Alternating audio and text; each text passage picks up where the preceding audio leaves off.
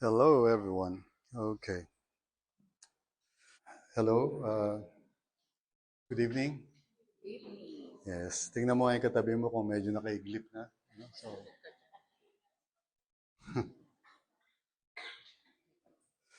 tonight I want to share with you a passage from the book of Revelation. Sino ba sa inyo nakabasa ng Revelation? Okay. Babasahin natin yung hindi masyado nakakatakot. Yung bandang muna, chapter 2. Okay? So if you have your Bibles with you, I'm not sure kung pareho tayo. I don't think pareho tayo translation, but I'm using the NIV. I think ipinahirap sa inyo is today's English version. Okay?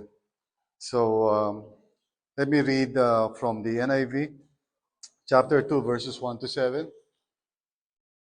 To the angel of the church in Ephesus, write, these are the words of him who holds the 7 stars in his right hand and walks among the 7 golden lampstands.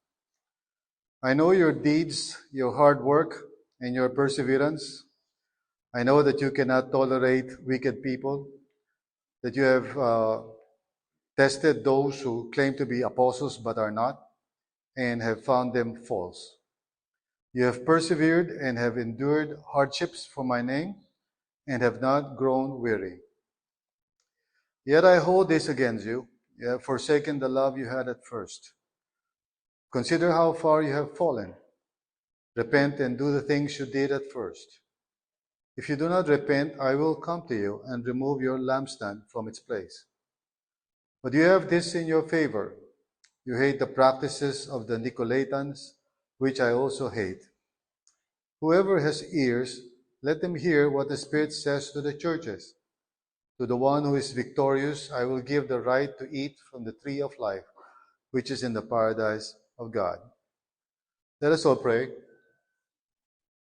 Lord, maraming salamat for bringing us here and giving us an opportunity to have this retreat. We do pray, Holy Spirit, that you would help us, each of us, O God, to experience your presence in this place. And Lord, work in us, transform us, and help us, O Lord God, to be the kind of people truly that you desire us to be.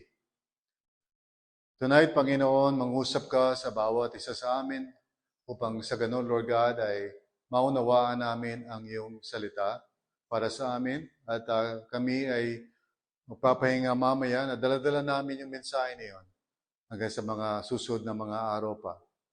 Thank you, Lord, for your grace. In Jesus' name, amen and amen.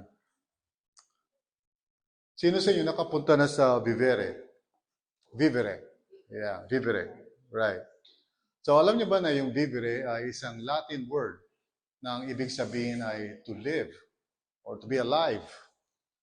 Now, pag yan ay sinamahan mo ng isa pang Latin prefix, yung revivere, o saan ang galing sa salita natin revive, ang ibig sabihin ng re is again, so revive again.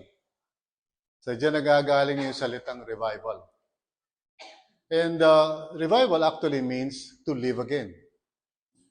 So, unfortunately, for some people, ang akala nila, revival is this some kind of parang special meeting na may mga nagtutumbahan, may mga nag-speaking in tongues, so maaring tumatawa mag-isa, yung tinatawag na holy laughter, okay? But it's really not just an event. Ang ibig sabihin talaga, revival is to be alive again. And actually, it is something na dapat nangyayari sa buhay natin, especially kapag yung real life in Christ na gusto ng Panginoon ay parana sa atin ay maaaring nagkakaroon ng problema. So, this is very much integral sa value system natin as a church. Kasi tayo, we believe that each person should experience real life in Christ together with others. Pero as you well know, hindi naman palagi nangyayari yan. In some situations, minsan sadya, minsan hindi sinasadya. Yung real life in Christ na yun, minsan nagiging memory na lang. And in that case, or in that sense, napakahalaga ng revival. But I want you to understand it's more than just parang a single event. It's more than just parang a wonderful worship time.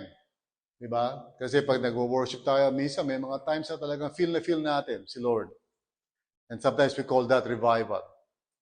But unless it actually results in a life that we can call na parang real life talaga in Christ Jesus, together with others, maaaring ang naranasan lang natin is an isolated experience, which is nice, pero if it doesn't really result in our transformation, magiging short-lived lamang. That's why we are teaching you these things. Itong tinuturo sa atin ni Pastor Regina, no? Yung spiritual formation, Enneagram, hindi para matuwala tayo sa sarili natin at sabihin natin, wow, type 8 pala ako, grabe, no? Ayoko niyan, ha? Or type 2 pala ako. This is not the goal of that. The goal is so that we may continually cooperate with God's grace, no, sa buhay natin, so that we will continually also experience real life in Christ together with others. Kasi nga, ang totoo niyan, without, siyempre, the kind of teaching na tinatanggap natin through Pastor Regina and her team, baka we will just be soldiering on, unaware na namamatay na yung ating relationship with the Lord. Now, in the first century, there were some churches who were experiencing yung tinatawag na dying, spiritually speaking, no? Not in the sense of dying physically, but they were experiencing yung ganong klaseng mga bagay na sinasabi ko, na unti-unti nawawala yung experience nila of the life that is in Christ. Yung sabi ni Jesus, I have come that you may have life in all its fullness. So first century pa lang, so huwag tayo ma-surprise kung ngayong modern times may mga ganyang pangyayari. Kasi first century pa lang, di ba, nangyayari na yun. And in the book of Revelation, the Lord, gave a vision to the Apostle John. Dalawang bagay ang pinahayag sa kanya. First, what was going on at that time, which is chapters 2 and 3. And then secondly, what will happen. So yun yung medyo marami sa atin marahil ayaw na natin basahin because of the things na nakalagay doon. But you have to understand, this is an apocalyptic literature, kaya marami mga images, marami mga language na parang sa unang dating parang nakakatakot. But it's not meant to be. It's supposed to encourage people in the first century who were going through persecution and a lot of suffering sa kanilang Christian lives. Anyway, mabalik ako dun sa chapter 2 and 3. Specifically, itong chapter 2, verse 1 and 7. Kasi merong isang church, a church in Ephesus, na binigyan ni Lord ng warning. Na sinabi ng Panginoon sa kanila, basically, to paraphrase it, oy, gising, Because if not, magkakaroon ng, consequence yan, no? And you know what happened to Ephesus can happen to any church or any Christian for that matter. Okay? Winarningan sila ng Panginoon, and unfortunately, hindi sila nakinig. And today, if you go to this place, Ephesus, tourist spot na lang ngayon yan. It's just a place in Turkey. Wala na yung city, wala na yung church. It used to be a cosmopolitan city, an urban center, parang BGC, parang Makati. So, ang Ephesus was a very prominent city during that time. At merong Christian church doon. In fact, ang mga nagpupunta doon, mga bigatin. Sila Apostle Paul, sila Timothy, sila John. So, they had all the experience of being blessed by the Lord with so many powerful Bible teachers na dumadaan sa kanila doon to teach them. But they did not listen. So, eventually, ang nangyari sa church in Ephesus, nawala sa mapa. Or in other words, nangyari yung warning sa kanila ng Panginoon. I will remove your lampstand. Lampstand stands for the influence na meron sila. So their influence disappeared. Now, it can happen today. It can happen to you and I. It can happen to RLCC. If you remember, some time ago, I introduced a term na maaaring nakalimutan nyo na, pero just to spur your memory, sinabi ko sa inyo na isang problema today, among Christians, yung tinatawag na MTD. Do you remember that? Moralistic Therapeutic Deism. Grabe. Sabi mo sa katabi mo, nosebleed. Hindi ko maalala yan. Okay. Well, to make the long story short, yung MTD simply is this. Yung paniniwala na all God wants for you is to be a nice person. Yun lang talaga ibig sabihin ng Christianity. Be a good person, huwag kang pumatay. Go to church. And unfortunately, ganun yung nagiging version ng mga tao who have lost yung vibrancy of their relationship with the Lord. Nagiging ano na lang sila, faithful churchgoers. They go to church, hindi sila pumapatay ng tao, hindi sila nagnanakaw, hindi sila nire-rape. You know? They're just nice people. Okay? Nice people lang sila. But other than that, they do not have the kind of life that the Lord is talking about. No? The kind of life na gusto niya maparana sa bawat isa sa atin. The kind of life na pwedeng maging lampstand. In other words, pwedeng maging influence sa mundong ito. Now, that could happen, bawat isa sa atin dito, kahit mga pastors, kahit na sino ka pa, kahit matagal ka na sa Panginoon, tinubuhan ka na ng berdeng ugat. Okay? It can happen to anyone. It can happen to me. And so that's why yung idea ng revival is so important. So how can we experience yung ongoing revival sa buhay natin? Itong letter na ito, which is not just meant to the church in Ephesus, kasi if you look at verse 7, sinasabi doon na, listen to what the Spirit is saying to the churches, plural, okay? So it's not just Ephesus, okay? The Lord is speaking to all the rest of the churches during that time, and He is also speaking to us. Now, I believe dito sa talatang to, we can find 4 important practices. And by the way, I really thank the Lord for my wife, PG, who's really teaching us a lot of practices. Okay ba yun? Amen? Oh, gawin nyo lahat yun. No, just kidding. Sabi ni PG, hindi naman kinakailangan lahat. And we will practice some of them here. Pero there are 4 fundamental practices na I really believe ay susi in order for us to experience talaga an ongoing revival or a revival na talagang napapanahon na because nanlalamig ka na. Okay? So, ano-ano yung mga practices na yun? The first one is what I would call the practice of presence. Say that with me, presence. Now, sabi ni Apostle John, dito sa verse 1, to the angel of the church in Ephesus, right. Now, this is the only place in the entire New Testament where we get the idea na merong angel na naka-assign sa isang church. You don't really find that idea elsewhere, okay? Now, which for me is parang a bit of exciting, di ba? Parang may angel na naka-assign sa ROCC, no? Di ba? Amen? But unfortunately, wala na akong makita iba pang verse sa Bible that actually talks about that, except here. But nevertheless, that's a good thing to remember, no? Na may angel. Kaya ingat kayo. Huwag kayong masyadong pasaway kasi may angel sa RLCC. Okay. But anyway, gusto ko yung susunod. Sabi, these are the words of him who holds the 7 stars in his right hand and walks among the 7 golden lampstands. Now, if you understand the context, tinuturuan ko yung mga iba dito sa Face the Book. Always look at the context and the context. Okay? Pag tinignan niyo yung chapter 1, especially verse 19, yung him dito sa verse na to, verse 1, is no other than Jesus Himself. Amen? At ang sabi dito, no, these are the words of Him, the words of Jesus, who holds the 7 stars. No, the 7 stars, of course, the 7 angelic, representatives, as well as the 7 golden lampstands, or the 7 churches. Okay? So, in other words, sinasabi rito na si Lord Jesus ang nagme-may-ari at may hawak, no, ng lahat ng kanyang mga churches all over the world, But then, ito yung maganda yung sinabi niya, who walks. Sabihin niyo nga po, who holds and then who walks. Okay? 2 things. Who holds and who walks. Now, that means our Lord Jesus Christ knows what's going on in every church. Okay? He knows it so intimately na in fact, pag binasa niyo yung each of the 7 letters, laging meron siyang sasabihin na information na you could not possibly know unless you are there. Okay? So the Lord Jesus actually knows each church. I-describe niya pagkatapos ng introduction, sabihin niya, this is who you are. So I'm sure if the Lord is going to, speak to us, ano kaya sasabihin niya? I know who you are, alam ko yung community ship, alam ko nandiyan kayo sa Betania, nagre-retreat kayo. So He knows exactly what is going on. And the practice of the presence is this, really living our lives with a sense of the presence of God always. Meaning to say, we should not lose sight of God's presence, kasi doon tayo Doon tayo namumuhay in the presence of the Lord. The Lord is not just parang nandyan lang during special moments, special events. In fact, if you remember, nabanggit na namin sa inyo siguro dito, or si Pastor Jin nabanggit niya, there was this guy, ang pangalan niya, Brother Lawrence. You know that name? Brother Lawrence, okay? He is a cook sa kumbento.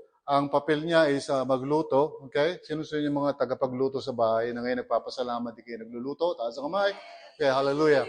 So, see, Brother Lawrence was a cook, pero he was the one who coined the idea of practicing the presence of God.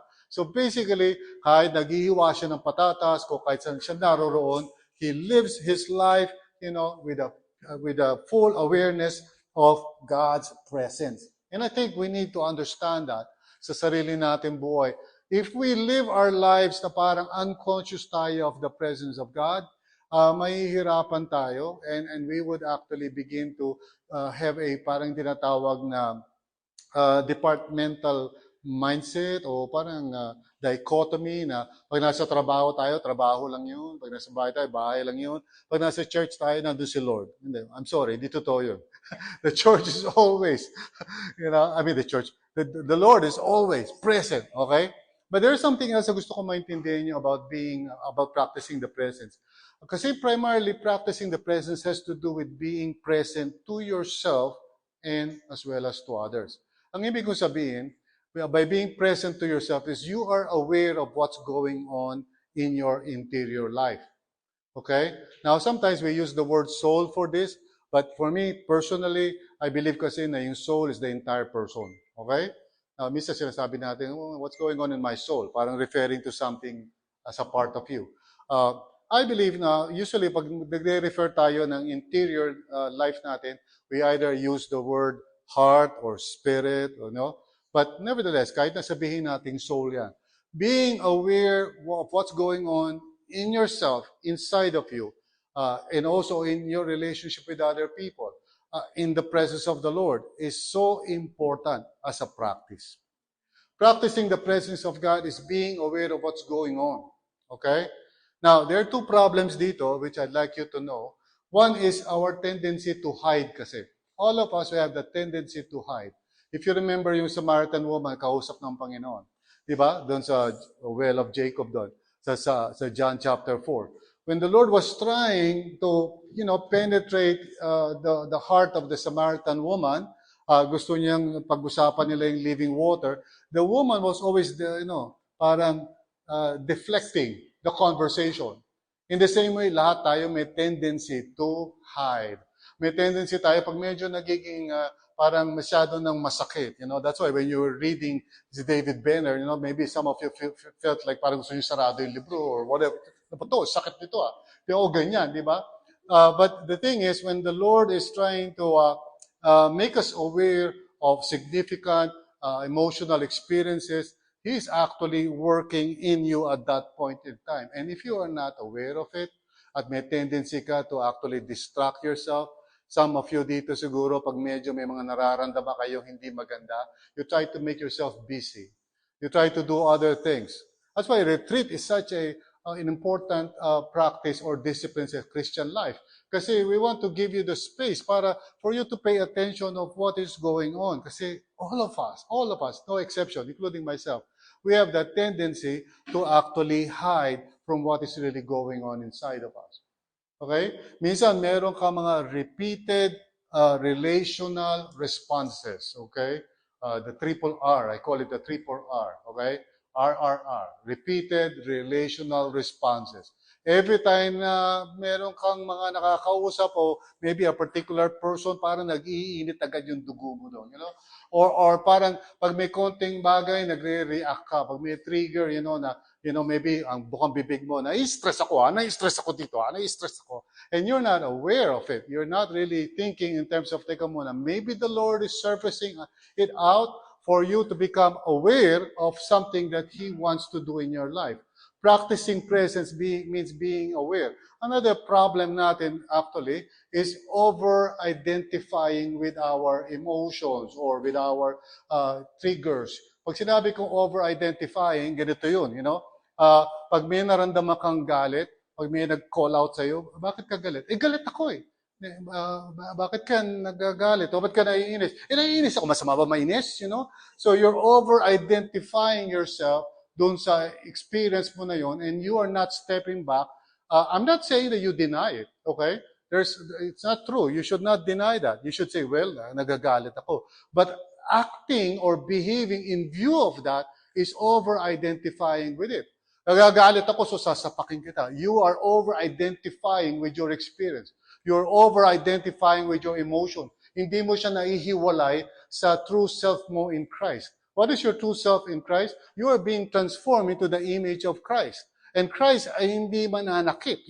Si Christ will not hit the other person. Now, pag ikaw, yung tipong nagbe-behave na parang nagtatampo ka because feeling mo hindi ka nabigyan ng importansya, hindi ka kasi nabati ng happy birthday, so tampo ka. You're over-identifying to the feeling. You're over-identifying to the feeling of shame or guilt or being parang set aside by people o hindi ka nabibigyan ng importansya. Or like for the God people like myself, angry ka. And you cannot separate your anger with your response. Okay? So it's one thing to say, alam mo, I think may anger ako. But it's another thing to actually act upon it without thinking. Because when you're acting upon it because may nararamdaman ka, that shows immaturity. That's a lack of awareness. You're not present to what's going on inside your heart. So practicing the presence means being aware of what God is allowing you to see about yourself at any given moment. So that is still practicing the presence of the Lord, pero in relation to yourself. Are you with me? Okay? So don't hide and don't over-identify. Okay? To the point na pag may nararamdaman ka, parang yun na yung end of the road. No? Pag may nararamdaman ka, nalulungkot ka, so talagang nalulungkot ka. Bakit ka nalulungkot, Aiko? Kasi nalulungkot po ko eh. Hindi, bakit ka nalulungkot? Nalulungkot po ko eh. Can we just step back and try to understand bakit ka nalulungkot so that, we may be able to see what is God saying to you in this. Sometimes kasi meron tayong tinatawag na dialogue in our minds, DIN, the dialogue in the mind. Sino sa inyo meron dialogue in the mind? Yung nag-uusap kayo. May sinabi si sister, di ba?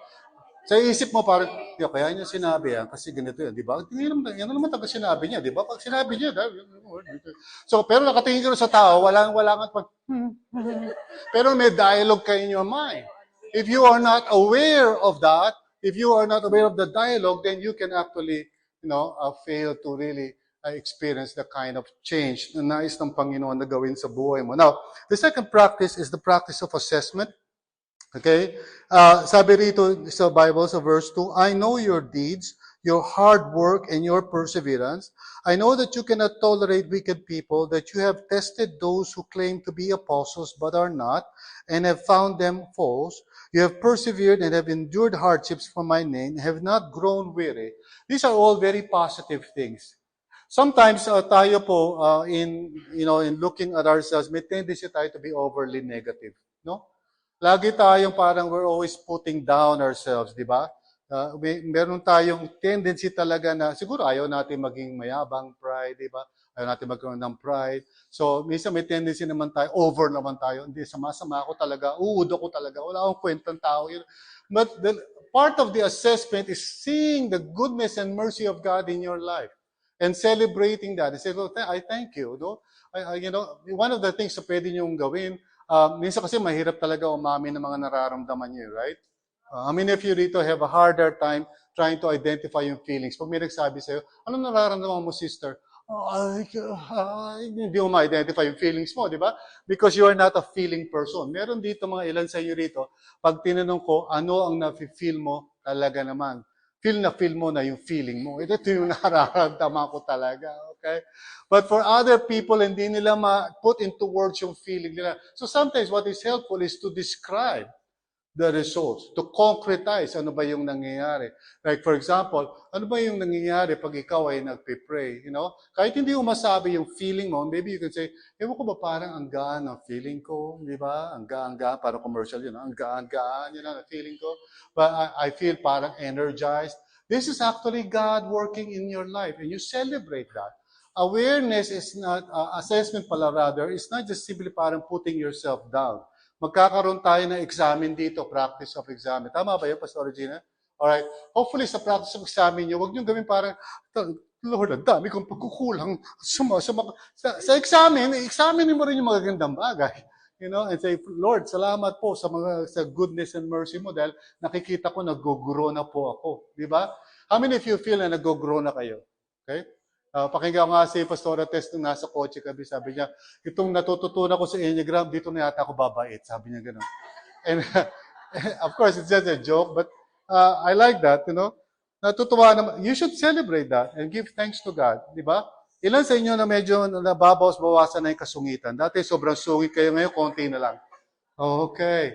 And all the husbands say amen. Okay. Now, but unfortunately, there's also the negative side. So sabi ng ni Lord dito, yet I hold this against you. You have forsaken the love you had at first. Now, I like that translation better kaysa yung dating translation. You have lost your first love. Kasi parang doon sa dating translation, sabi, inisip ko na first love. You know, parang yung may crush mo, di ba? First time mo na ka-crush ka, gano'n, di ba? No, the translation is correct. Sabi niya, yet I hold this against you, you have forsaken the love you had at first. Now, so pag-assess ng iyong sarili, that requires honesty, that requires discernment, no? Kasi minsan, hindi mo napapansin ang sarili mo, you're becoming all head or all hands, but no heart. It's possible actually to be serving the Lord with no more heart.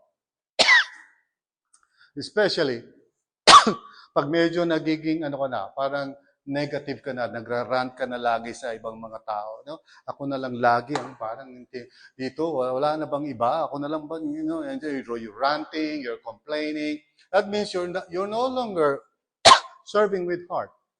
Okay?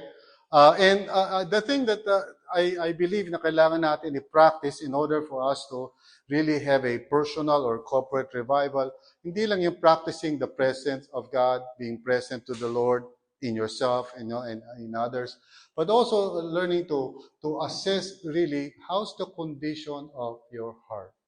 Okay? Are you still walking in love? Or are you becoming legalistic? Are you the kind of person na parang you operate based on the rules o dapat ganito kasi, di ba? And siyempre, subtle yan. Lalo na when it comes to serving the Lord, you know. Minsan, subtle yan. Thank you, Samaritan woman. Salamat po.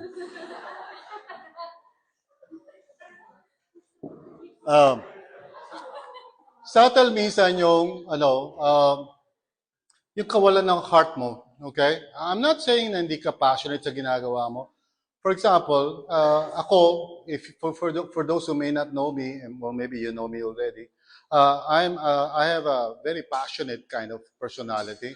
Pag may sinasabi ako, dahil sa passionate ako, medyo mataas ang boses ko. Okay?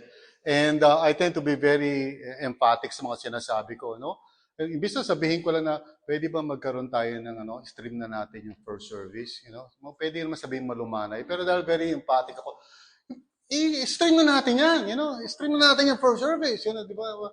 Parang, siyempre, mga tao na medyo hindi ganun yung personality, parang, wow, ang lakas ng dating, di ba? Oh, kasi PB, sobra talaga. But, you know, of course, I can make the excuse and say na, well, ganyan lang naman talaga ako, you know, just, let's bear one another's burdens, you know. So, anyway, but I think there's always that necessity of being honest. Let the Lord speak the truth sa iyo, you know. Which leads me to the third practice. So, after assessing ano ba nangyayari sa akin, am I still living a life of love, you know, or am I just doing stuff? Am I just doing the ministry? Okay? Sabi nga ng isang estudyante ko, Pastor, para sa akin, napaka-blessing talaga ang nasa ministry. Except for one problem. Sabi ko, ano yung problem? Yung mga tao. Oo, sinabi ko. Okay. Maganda sana yung ministry, no? Except may tao kasi, no? May taong involved. Sana pwede ka mag-welcome sa church na walang tao. So, welcome, you know? Kausap mo lang mga electric fan. Pasok po kayo, tuloy kayo. No? Mahirap may tao pa eh. Kasi may tao, then there comes the problem, di ba? Kasi yung mga tao minsan mahirap, ispelingin. All right? So, okay, the presence, and then the assessment, and then the third is truth-telling. So, sabi dito, this is the next practice, truth-telling. Sabi dito sa verse 5, consider how far you have fallen, repent and do the things you did at first. If you do not repent, I will come to you and remove your lampstand from its place. And then sabi ni Lord, parang meron siyang positive, but you have this in your favor. You hate the practice of the Nicolaitans, which I also hate. Now, hindi ko alam talaga exactly sino yung Nicolaitans. Ang basa ko dito, Nicolaitans. Pero